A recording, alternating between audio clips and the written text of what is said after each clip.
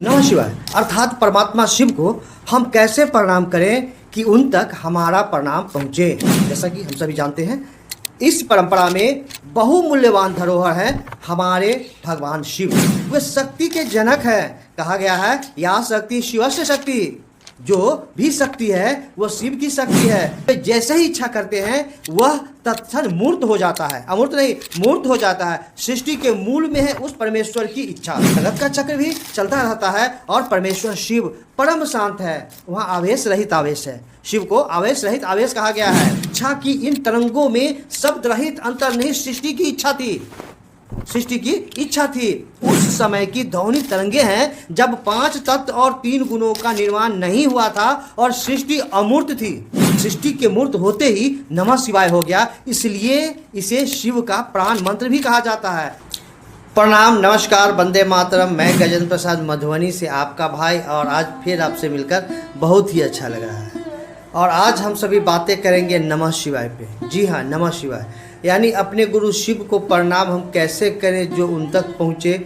हमारे साहब श्री क्या कहते हैं इस विषय में, आओ चले शिव की ओर में क्या लिखा हुआ है इस विषय में, आइए हम सभी जानते हैं। और आज का विषय है नमः शिवाय। नमः शिवाय अर्थात परमात्मा शिव को हम कैसे प्रणाम करें कि उन तक हमारा प्रणाम पहुँचे। अपने गुरु शिव को हमारा प्रणाम पहुँचे। भारत की सांस्कृतिक एवं आध्यात्मिक परंपरा विश्व की सर्वाधिक प्राचीन परंपरा है। जैसा कि हम सभी जानते हैं, इस परंपरा में बहुमूल्यवान धरोहर है हमारे भगवान शिव की अवधारणा। भगवान शिव की अवधारणा जिस सूक्ष्माति सूक्ष्म परम चैतन्य सत्ता को ब्रह्म, आत्मा, रुद्र, ईश्वर आदि कहा गया है, उसे ही शिव की संज्ञा दी गई है। शिव नाम से पुकारा गया है। शिव को परम सत्ता कहा गया है।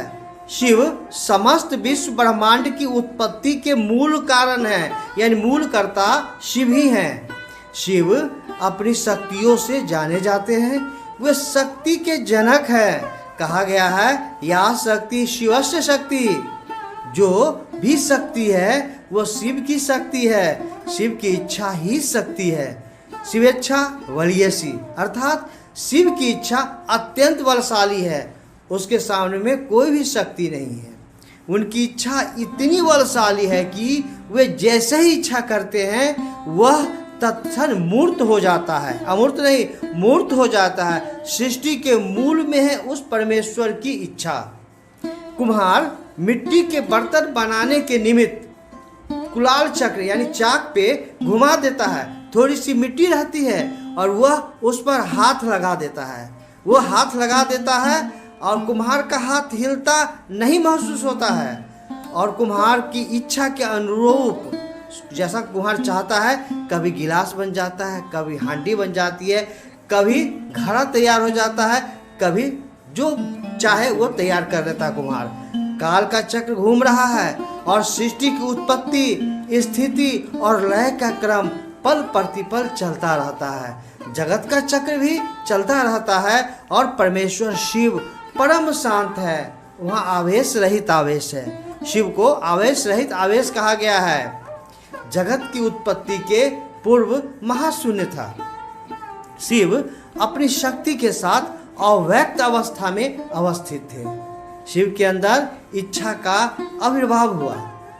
एको अहम बहुश्याम अर्थात मैं एक से अनेक हो जाऊं। उनकी इच्छा हुई कि मैं एक से अनेक हो जाऊं। इस इच्छा के प्रकट होते ही शिव और शक्ति की संयुक्त सत्ता से इच्छा का अस्तित्व हुआ। अव्यक्त शक्ति अव्यक्त हुई। शक्ति सत्ता का प्रकटीकरण इच्छा के रूप में हुआ। इच्छा तरंग के रूप में थी। उस महेश्वर की इच्छा से महाशून्य एक तरंग उत्पन्न हुई। महाशून्य में एक तरंग उत्पन्न हुई। विदित है कि इच्छा में तरंग होती है। इच्छा की इन तरंगों में शब्द रहित अंतर्निहित सृष्टि की इच्छा थी। सृष्टि की इच्छा थी। स्वाभाविक रूप से सृष्टि की इच्छा में पालन और लय समाहित थे। ध्वनि तरंगों से ओम जैसी ध्वनि प्रकट हुई। ओम में 3 अक्षर है। उ म। अ सृष्टि की उत्पत्ति, उ सृष्टि का पालन और म सृष्टि के लय की शब्द रहित ध्वनि है। शब्द रहित ध्वनि है, आवाज है। माना जाता है कि ओम शिव शक्ति संयुक्त सत्ता की उस समय की ध्वनि तरंगे हैं जब 5 तत्व और 3 गुणों का निर्माण नहीं हुआ था और सृष्टि अमूर्त थी। कहा जाता है कि अमूर्त शिव शक्ति सत्ता का ओम सृष्टि के मूर्त होते ही नमः शिवाय हो गया, इसलिए इसे शिव का प्राण मंत्र भी कहा जाता है। पंचाक्षर नमः शिवाय शिव के नृत्य और ओम में कोई विभेद नहीं है। दक्षिण भारत के संत माणिक वासगर का कथन है कि पंचाक्षर शिव के नृत्य में भी परिलक्षित होता है। उन्माय विलक्कम पुस्तक में पंचाक्षर के ध्यान की विधि का उल्लेख है।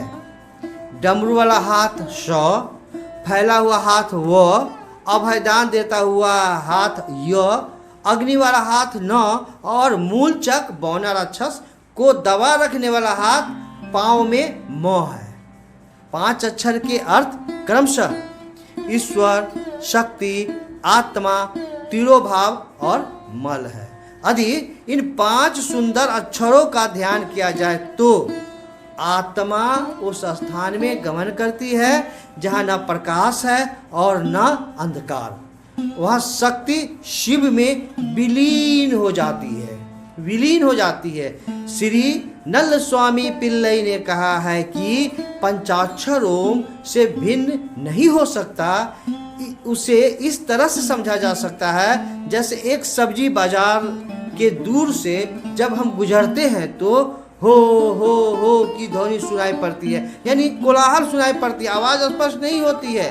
हो का प्रत्यक्ष रूप से कोई अर्थ नहीं, यह मात्र ध्वनि है।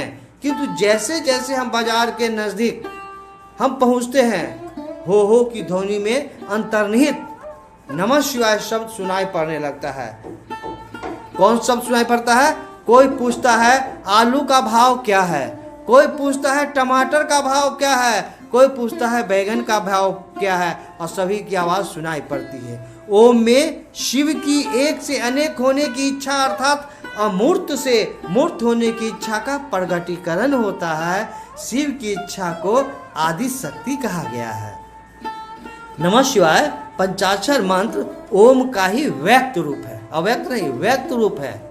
शिव पुराण की वायव्य संहिता में वर्णन आया है कि कलयुग में जब सारा संसार धर्म से विमुख हो जाएगा, उपदेश की प्रणाली नष्ट हो जाएगी और गुरु शिष्य परंपरा भी जाती रहेगी। ऐसी स्थिति में मुक्ति का उपाय एकमात्र भगवान शिव का पंचाक्षर मंत्र नमः शिवाय ही होगा। नमः शिवाय ही होगा। पंचाक्षर मंत्र में किसी प्रकार का प्रतिबंध नहीं है, रोक टोक नहीं है। नमः शिवाय का आविर्भाव प्रथमतः शिव के माध्यम से हुआ है, इसलिए यह शिव के ही स्वरूप का प्रतिपादन करने वाला है।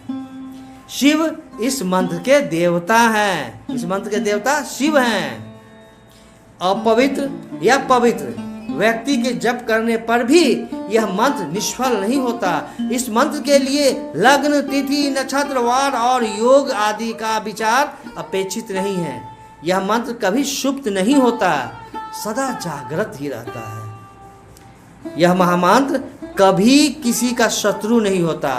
पंचाक्षर मंत्र अजपा जप की विधि से जब अनायास चलने लगता है और भावांतर्गत जप कर्ता में प्रवेश पा लेता है तो जप कर्ता अपने संचित और क्रियामान कर्मों के भोग की व्यवस्था को नष्ट कर देता है। मंत्र का अर्थ होता है जिसका मनन किया जाए, यानी मन जिसे बार बार दोहराए या मन जिसकी बार बार आवृत्ति ले। मंत्रों के जप की पूर्व काल से मुख्यतः दो विधियां मानी गई है। जप भी 3 प्रकार का माना गया है, किंतु यह मानसिक जप का उल्लेख किया जा रहा है। अभी मानसिक जप का उल्लेख किया जा रहा है। मंत्रों के जप की चिर परिचित विधियों में एक विधि अंकीय गणना पर आधारित है और दूसरी विधि अजपा जप है। जो मंत्र सांस की गति पर गतिमान होते हैं वे ईश्वर प्राप्ति के धारक माने जाते हैं।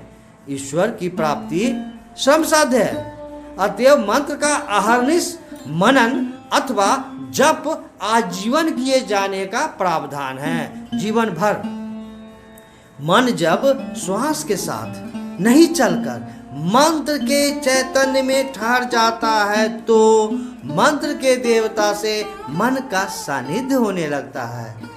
सांसों की माला भी रुद्राक्ष की माला 108 के मानिंद होती है।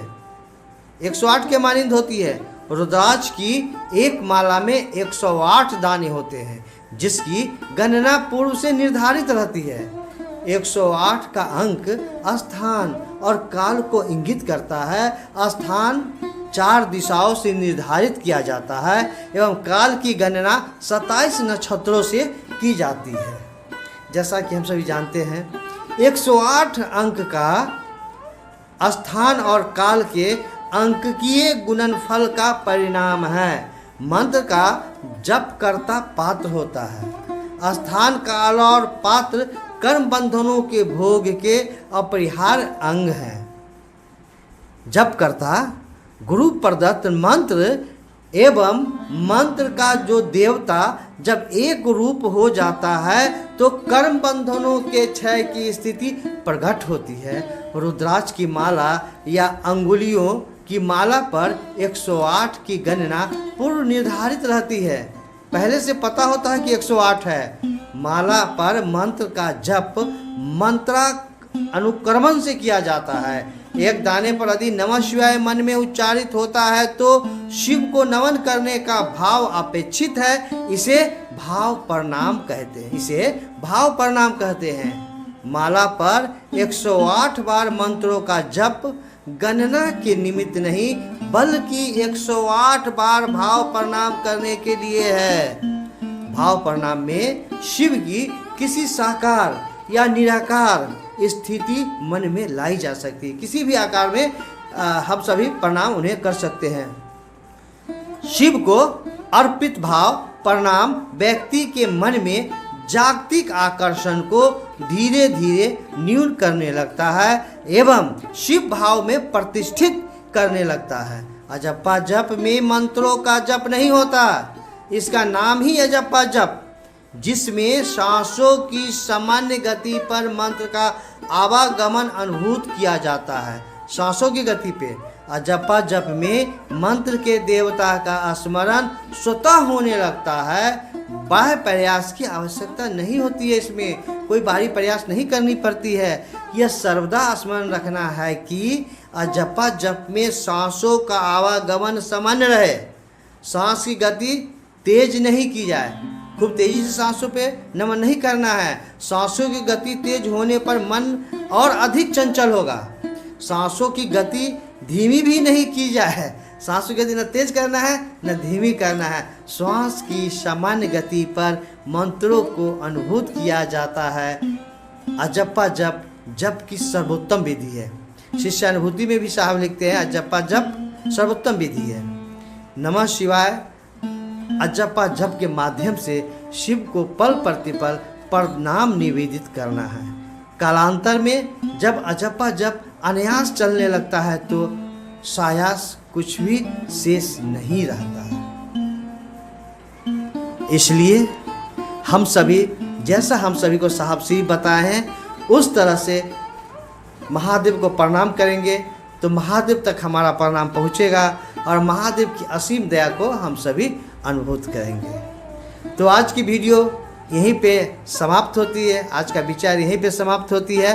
बस एक ही निवेदन है जो मैं बार बार करता हूँ कि इस वीडियो को आप अन्य गुरु भाई बहनों तक भी शेयर करें, जिससे कि उन्हें भी साहब श्री के विचारों से, साहब श्री के लिखे पुस्तक आओ चले शिव की ओर से परिचय हो सके और उसे पढ़कर, इसे सुनकर अपने ज्ञान को आगे ले जाए, जिससे कि शिव कार्य करने में उन्हें सहूलियत हो। फिर से आप सभी को मेरा प्रणाम।